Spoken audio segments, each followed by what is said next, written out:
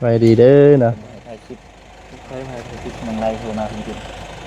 บ่ถ่าย เจ้า บ่ได้ เอายังมาหามคอยบ่ถ่ายคลิป เพิ่นว่าบ่ให้ถ่ายเลยเนาะ ได้ บ่จิตเพิ่นโทรหาบ่จิตว่าบ่ให้ถ่ายคลิปว่าซั่น บ่ได้มัน บ่ได้ เจ้า เนาะ เจ้ายังเห็ดออกคลิป แม่ตอนช่วยเดือก็ยังถ่ายเนาะ บ่ได้ดอกเนาะ คลิป คืนนี้มาดึกเนาะบ่แปลกดอกหากระตื่นกัน ดึกกันหามึงบ่ยาวดู จักจังโมงอ้ายคืนนี่จังโมงคืนนี่ ฮอดบ้าน2 โมงตี1ตี2พุ่นน่ะ อ๋อ ไป ตีสอง ไปกลับนี่ฮอดบ่พันกว่ากิโลอ้าย บ่ฮอดมันทางประมาณ400นี่แหละ อืม แต่ว่าโอ้ 20กิโลน่ะได้รถประมาณ2ชั่วโมง ชุดดีเลย ทางถือว่าเติบนึงอยู่เนาะ ใหญ่เฮานี่ล่ะว่ะ บ่แล้ ทางมีหลุมลายเนาะ ทางแดงบ่ แม่ทางแดง อืม ทางแดงยาวเลยอันตรายทำมึงบ่ยาวหัวนูแล้ว ยกไปเนาะ บ่มามื้อเช้านี่ก็ซัก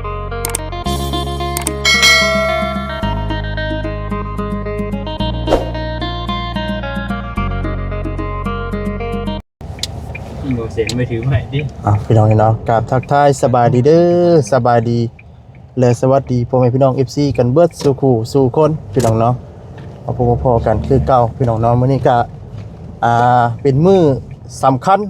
พี่น้องเนาะมื้อนี้ก็เป็นมื้อที่ว่าFC รอคอยพี่น้องเนาะเป็นมื้อคุยเนาะพี่น้องเนาะกับเกี่ยวกับของน้องตุ๊กน้องแต่น้องแต่น้องไล่น้องไส้พี่น้องเนาะมื้อนี้ก็ได้ถือว่าเป็นเคสที่ว่าแบบเรื่องเล่านะพี่น้องเนาะกับ FC เพิ่นก็ให้ความสนใจพอสมควรพี่น้องเนาะตอนนี้ก็มานำกัน3คนพี่น้องเนาะนั่งรถนำกัน สามนุ่มกุ้มใจ 3หนุ่มกลุ้มใจเงินสิใช้บ่มีพี่น้องเนาะสบายดีเด้อเนาะสบายดีทางบ่เบียดมาให้ค่อยใช้เรื่องเงินน่ะผมบ่สิเห็นนี่ตัวน่ะเอาบ่ได้ทางบ่เซนน่ะก็เป็นหน้าที่ขับรถให้ขี่พี่น้องมื้อนี้ก็คือเก่าหั่นละพี่น้องเนาะสบายดีเด้อเนาะสบายดีเด้อบ่เซน หาสัญญาณอยู่ สัญญาณบ่เอาซะนี่สัญญาณบ่มีบ่กำลังสิมุ่งหน้าเข้าไปหาทางน้องเตพี่น้องเนาะก็ดีพอดีว่าทางไอ้เตียงเพิ่นนัดทางทีมงานเนาะมารวมตัวกันอยู่บ้านน้องเตแต่ว่าเป็นบ้านน้องเตเนาะบ้านอันเอ่ยนางบ่ เป็นเดือนนาง เอ่ยนางเนาะแต่ว่าสิคุยกันก็คืออยู่ทั้งบ้านของในบ้านนี่แหละพี่น้องเอ้ยเนาะเพิ่นในบ้าน มันคุยกันในบ้านมันนี่เลยยักษ์ จังว่าบ่ ได้บ่เนาะ ต้องไปคุยอยู่พุ่นนะเพิ่นในบ้านพุ่นเด้อันนี้เฮาต้องมารวมตัวนะ ไม่ดิ มารวมตัวกันพี่น้องเอ้ยเนาะครูตัวนี่โอ้ไก่งวงเอาไก่นี่หัวหล่อนเนาะไก่เนาะไก่งวงเนาะที่เป็นพันธุ์มันเนาะ มาสิอวยรถเลยบ่เข้าไปแล้ว ไหนมีบนหัวอยู่ โอ้ ตึ้งเข้าหาตู้แก้วไทยดิน นี่บ่ มันก็ได้สิออกไปว่าจัก เมียนนะ อ๋อเลยสิถ่ายคลิปดิ เขาเป็นจบได้นะ พื้นอ่ะพวกนี้เนาะ จบคลิปทางหมอนิ้วเนาะหมอนิ้ว แต่ว่าใครว่าอวยบ่ได้หรอกใครว่ามาเท่านี้แล้วเนี่ย บ่ไรก็นี่เด้เฮาต้องได้ซุปก่อนนี่ได้บ่นี่เด้มีหัวเพิ่นอยู่นี่ ถ้ารถจักร นี่ท่านทางรู้จักนี่ ตรง รู้ นี้ จัก เบอร์ที่ว่าตรงนี้กันเนาะ อ๋อเต็มเพื่อนเด้อนี่เนาะ อันเนี้ย ถอย ไป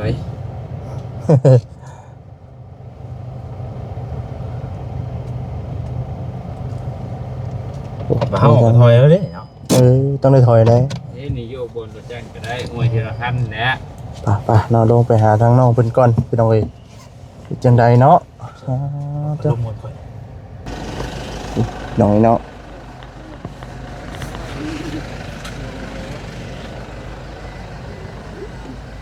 กาชีขอโทษ สบายดี ไปดีเด้อ คือหล่อแท้เนาะ ฮะ หล่อแท้ เดี๋ยว เยี่ยมบ่ เงี้ยเวลาเฮายืนลมเพิ่นเนาะ โด ต้องเลยเงยหน้าเด้ เจ้าก็ถูกคือกัน สูงบ่ เจ้าตัวสูงใหญ่เนาะ แม่นสบายดีเด้อเนาะสบายดีเอ้าเติบแล้วบ่ จักมุ่งเนาะจักแหลกเพิ่งเติบตื้อเนาะ เป็นไรไปประจนภัยม่วนอยู่บ่ ไปอันนั้นบ่ ไปหามลงเตมาขึ้นว่า คือเห็นแล้วเนาะนักอยู่ เท่าเนาะไปแบบ อ่า ลึกดีเนาะ สุดอยู่เนาะ อะไรให้มัน เห็นนั่ง มันรู้ร่วงเนาะ เห็นในคลิปว่าถามทางดีเนาะคือว่าแหละพี่น้องเอ้ย ไปดูเรื่องดู แม่น เนาะเอามากันหลายๆคนเนาะ แม่น มาเป็นจักขีพยานนํกันนี่แหละเนาะ อบอุ่นเนาะ แม่น ทางเฮามันหลายเลยพี่น้องก็มันสิได้แบบว่าแจ้งเนาะพี่น้องเอ้ย แม่น เราและหลายคนก็ดีพี่น้องเอ้ยเนาะ แม่น หลายปีเปลืองไกล แม่นไหนอีกบ่นี่ หลายแม่ใหญ่เปลืองไม่เป็นควร คำพญาเต็มเปี้ยงเลยเนาะนะทางวัดจิต ยิ่งเต้นลงมาให้ ไปดีเด้อเนาะ ถ่ายคลิป ใช่ไหม คลิปมันไลฟ์โทรมาจริง ไม่ไทย เจ้า บ่ได้ เอายังมาหามคอยบ่ถ่ายคลิป เพิ่นว่าบ่ให้ถ่ายเลยเนาะ ได้ วัดจิตวัดจิตเพิ่นโทรหาวัดจิตว่าบ่ให้ถ่ายคลิปว่าซั่น บ่ได้มันเอา บ่ได้ เจ้า เนาะเหมือน เจ้ายั เนี้ ง ย เห็นออกคลิป แม่ตอนช่วยเดือก็ยังถ่ายเนาะ บ่ได้ดอกเนาะ ได้ ก็ต้องถ่ายคลิปเป็นสักขีพยานนั่นแหละ แม่น ตอน แน ได้ วเฮือนเจ้ากับผู้ใหญ่เฮ็ดให้บ่แม่นเจ้าเฮ็ดเองเจ้า อ่า ก็ย่อมบ่คอยถ่ายคลิปนี่จังได้เฮ็ด เสียงล้มกันเบิ่งเนาะ แม่นๆเราจะลบกันไหม บ่ยาวตัดสินใจคนเดียวบ่ได้ดอกของมื้อนี้แต่ว่าเรื่องของเรามันห้ามเฮาบ่ มัน ได้ด ถาม อก บ่ได้เนาะมันบ่แม่นแนวสิว่านั่นเด้ เพราะว่าเป็นมื้อนี้เป็นมื้อสำคัญเด้อมื้อนี้เนาะ ตัดสินดิ จบมื้อนี้จบมื้อนี้เนาะ มื้อนี้ จบมื้อนี้ มีถือว่าสิบ้านรถกลางก็ อันนี้เด้อนี่ เออ เอานี่ได้เฮ็ดสิได้พี่น้องเอ้ย ใครหรอก พี่น้อง หลายคู่หลายคนอยู่หรอก ยังได้นี่ได้ สบายดี บ่หยอกชื่อกล้าหรอกพี่น้อง เพราะว่า โดย มีแต่ผู้ให ให้ ญ่ จบมันด้วยดีเนี่ยเนาะอย่างจบด้วยดีเนี่ยพี่น้องเอ้ย แต่ว่าคือคำมือเลขนะเขาบ่มั่นใจตัวเนาะ อืม ปีนท้องเลยก็ ปีนทองแล้ว บอกกับแม่ยาวใช่มั้ยเนาะโอ้ย คำคือมือเลขชุดมือเลขน่ะบ่รอดหรอกพี่น้อง อ่า แต่ว่ามื้อนี้เฮาเป็นไปบ่ได้หรอกพี่น้อง แม่น จีบเป็นอย่างนี้แต่เฮาก็มีแต่เป็นนั่ง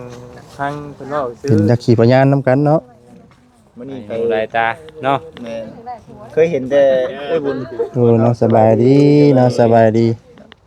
เคยเห็นแต่เอ้ยบุญกับอันน่ะไอ้ทองมีอันน่ะเว้าอยู่ในคลิปปังๆว่ามื้อนี้ก็สิได้ยินเสียงเอ้ยเพิ่นเว้าในคลิปอีกแล้วมื้อนี้ เพิ่นสิเว้าในใดเด้มื้อนี้เนาะ ตัวปัญหาเด้อ จะมาหาว่าคือว่าฉันเนาะบัดนี้ คือว่าเราคักแท้นี่ เครียดกันน่ะเนาะ เออบ่เขาว่าบ่อยากมีปัญหาที่เอ้ยเออเลยโอ้ยเครียดแล้วบัดนี้น้องเอ้ยเขาเครียดแล้วบัดนี้ ก็นะเนาะ โดย นางไอ้บุญเป็นตัวปัญหาว่าซั่นพี่น้อง ว่าในนี่เนาะ ชาวบุญเข้ามาแล้วมีปัญหาว่าซั่น อืม ว่าเก็บคำว่าซั่น อันนี้ก็ว่าตามเพิ่นเนาะ ตามเพิ่นเนาะ ถ่ายบรรยากาศก่อนสิออกไปเนาะ แม่น เอาตามหลักการนั่นแหละพี่น้องเอ้ยเนาะ เป็นจังใจฮ้อนเด้ใจฮ้อนอยากให้ไปไวๆโทรมานำๆก็ได้ โอ้ยโทรตามบ่จิตเด้อได้ มันบ่ได้เนาะมันสิแบบนั่นขนาดเพิ่นอยู่ใต้อยู่รุมผู้เพิ่นยังขึ้นมาได้ถ้าซำนี้ก่อนเห็นว่าได้ คือฝ้าวยังกระโลกกระเดียเนาะ ไปใช้เนาะ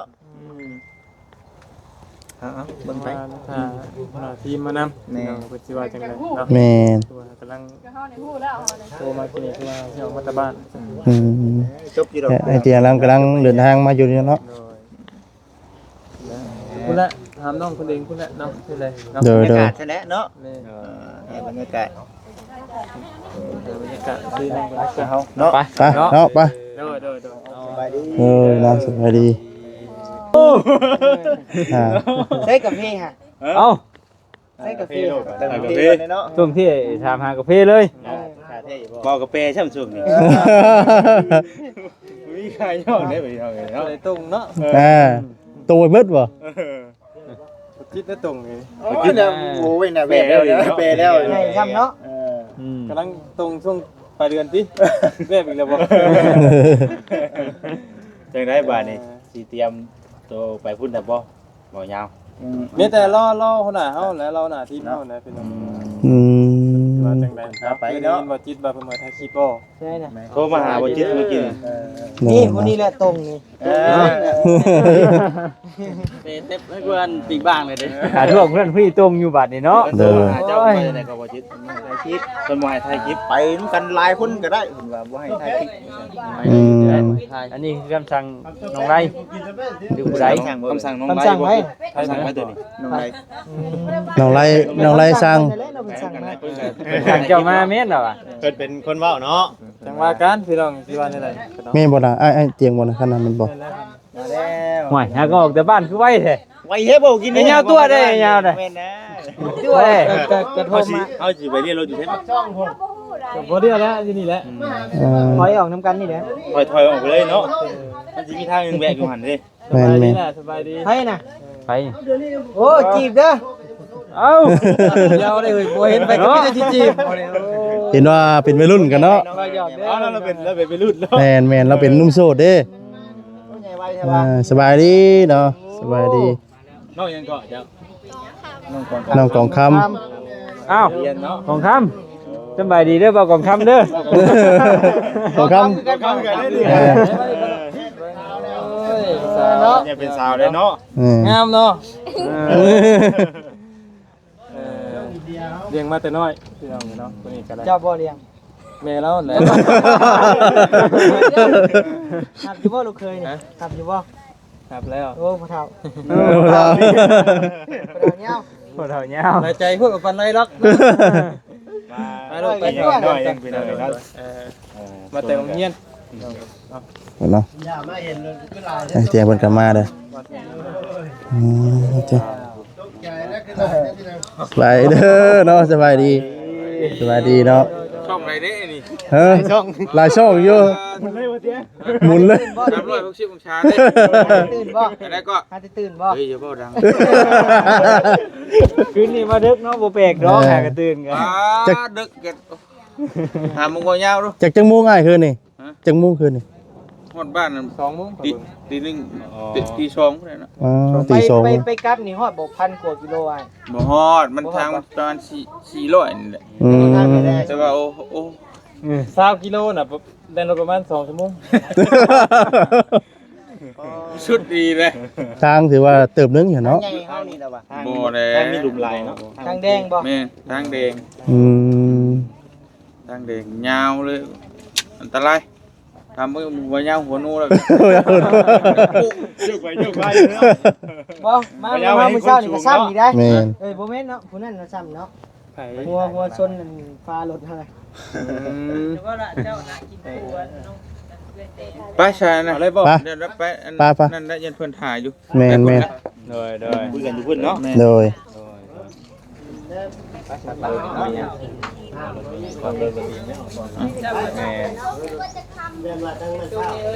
เพราะว่าทางนั้นก็ถ่ายอยู่เนาะ แม่น ว่าเราคิดว่าเพิ่นว่าจะ ได้กินข้าวบ่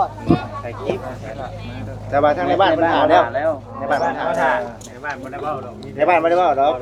ระบบ ถ่ายต่อ อืม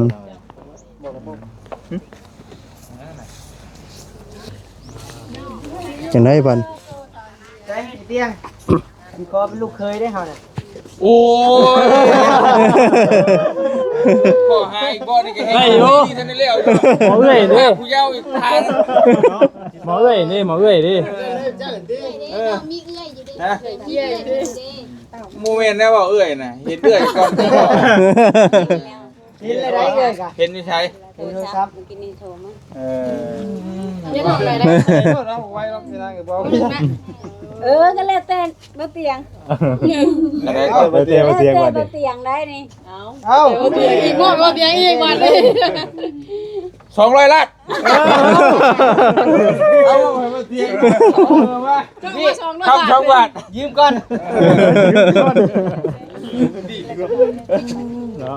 กินแม่เอา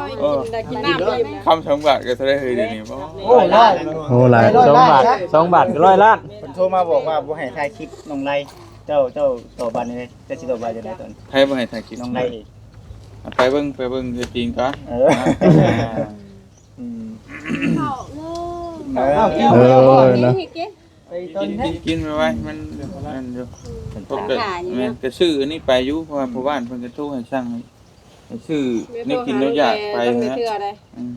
ตัวน ตื่นช่วยพี่น้องว่าตรงๆเลย ำเมื่อยเนาะ โทรมาดึกมาดื่นเนาะ ยังปลุกแล้วปลุกแล้วนอนต่ออีกโอ้ รอต่ออีกดิมาดึกเนาะ ไม่อยาก กินบ่ลงแล้วนี่น่ะ เขินน่ะเนาะมันก็ร้องไห้ เต็มเลยเว้ย เต็มเลย อ่า ยิ้มกันแล้วต้องใจก็ยิ้มเลย กินบ่ลงกันเลยข่อย กินชับลาดอยู่ดี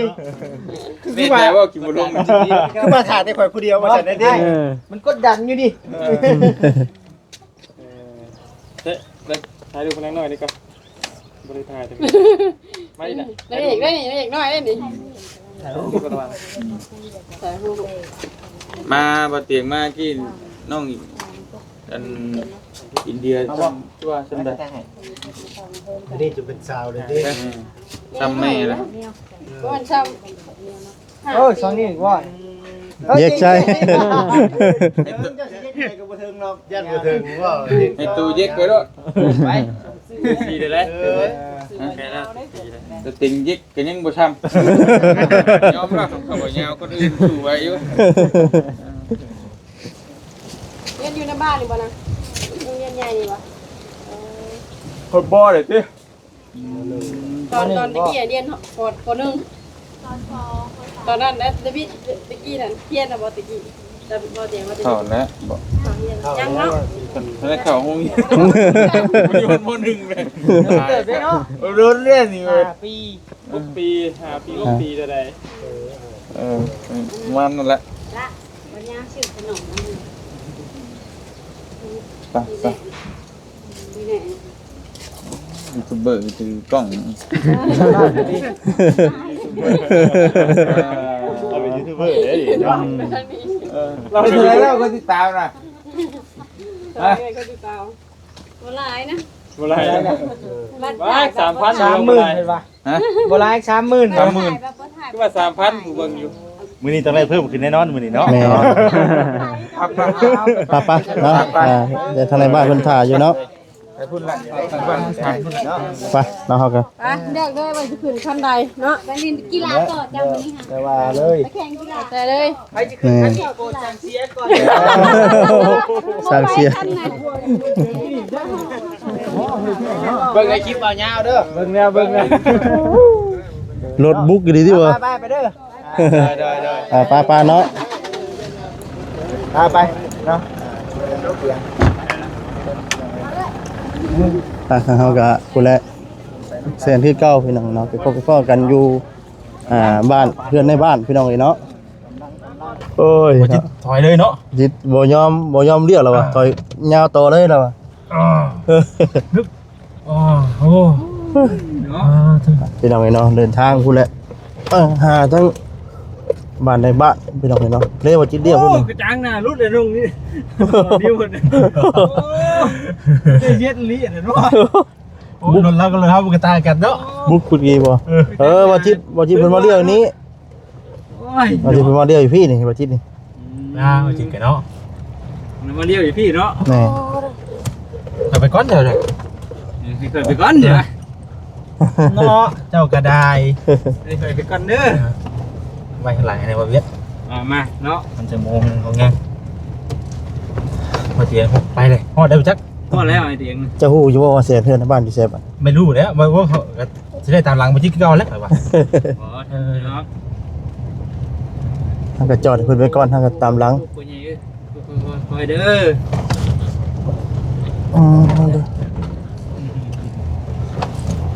เป็นทั้งบ้านสิเป็นตุ๊กกระจายเบิดนะ แม่ ไม่ใส่เดียวฉันกำลังเซล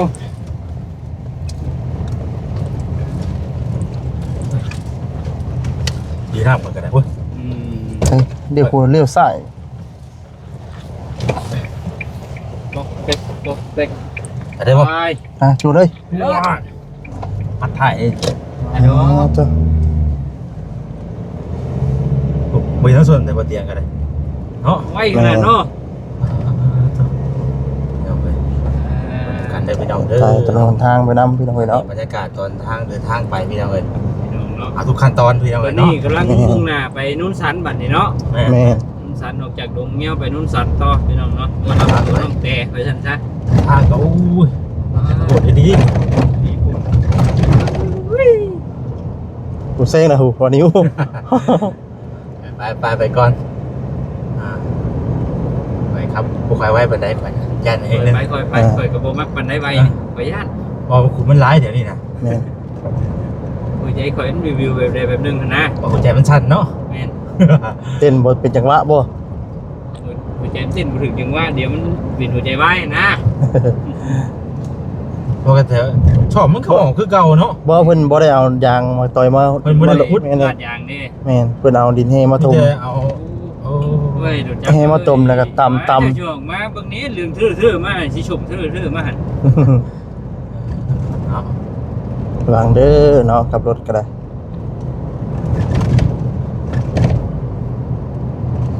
เอาสวย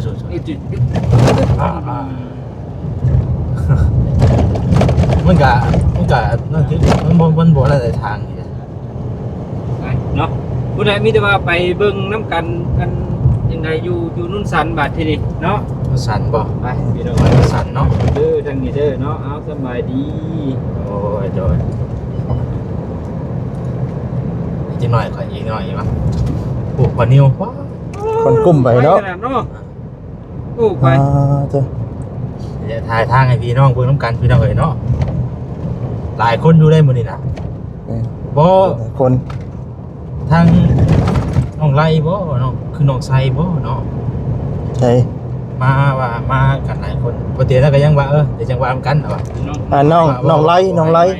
ล่ว่าบ่ให้ถ่ายคลิปถามว่าบ่ให้ถ่ายคลิ คิ ป ดบ่แล้วจะมีโอ้เนาะคือมื้อนี้เนี่ยเป็นมื้อที่นั่นได้มื้อนี้นะ แม่น ท่านผู้ใหญ่เพิ่นสิฮู้ว่าจะเนาะ โดย เบิ่งก่อนเดี๋ยวจังว่ากันเอาบ่เตียงเบิ่งก่อนเอาว่าตามเบิ่งเป็นอะไรเนาะว่ามันจะเป็นอะไรเอ้ยเจ้ย โอ้โห โอ้ย เนาะพี่น้องเอ้ย เอาทางไหนข่อยก็สิได้ขอจบคลิปซะก่อนเนาะมีอะไรไปต่อกันอยู่ที่เฮือนในบ้านพี่น้องเห็นเนาะฝากกดไลค์กดแชร์กดติดตามให้ด้วยพี่น้องเด้อลำลักพระจ่าไปก่อนแล้วเนาะสำบายดีพี่น้องเอ้ยเนาะสำบายดี